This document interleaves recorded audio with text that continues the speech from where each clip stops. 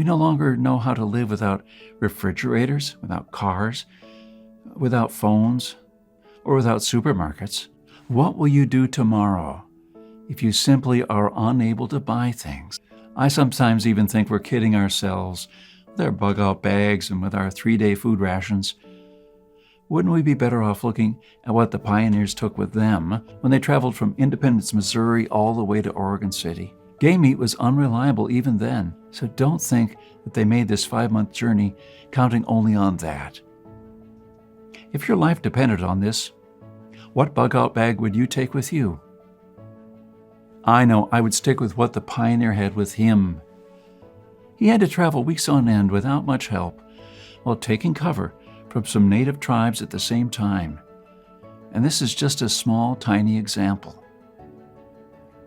I don't want to see our forefathers' knowledge disappear into the darkness of time.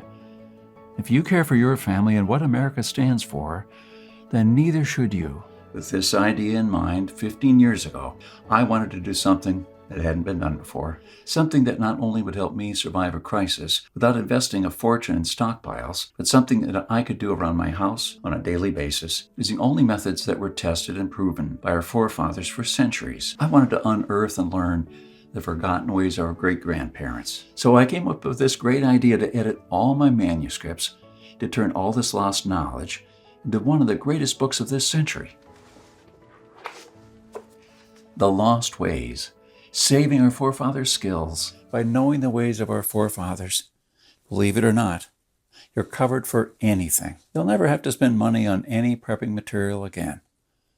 Forget about unreliable and expensive modern survival equipment. Why even bother reinventing the wheel when these things have been working right for centuries? The Lost Ways prepares you to deal with worst-case scenarios with the minimum amount of resources, just like our forefathers lived their lives, totally independent from electricity, cars, and modern technology whatsoever.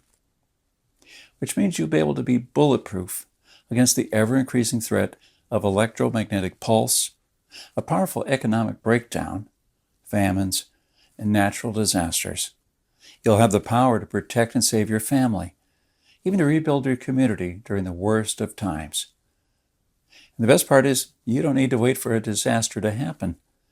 The self-reliance our great-grandparents had will help you save hundreds of dollars every month, starting from day one.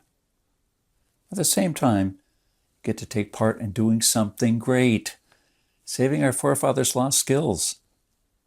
Now, I consider that I've done my part. All you need to do is make sure to hand this knowledge over when it's time to. Take full advantage of it until then. Click on the button below and secure your copy while this presentation is still running. Don't let this knowledge disappear into the darkness of time, because in the next crisis, when death will stare you in the eye, this is the only time-tested life vest that you and your family can hang on to. You'll stay calm and protected, and others will scavenge through the garbage for food. My guess is that you haven't experienced a long-time hunger, but you're probably familiar with the feeling of skipping a couple of meals. Not a very pleasant experience. We're not used to thinking about what to eat or how to procure food for our children. Again, don't take anything for granted because we're living in good times now. Our grandfathers and great-grandfathers were the last generation to practice the basic things that we call survival skills now. Why try to reinvent what they did, and did very well for centuries? There are only a few moments in life when you can really do something big. This is one of them. Our grandparents didn't pass these skills on to us in our bloodstream, and neither will you to your children or your nieces and nephews. Take advantage of this presentation while it's still up, and save the lost ways by clicking on the button below. You're the only one that can change something.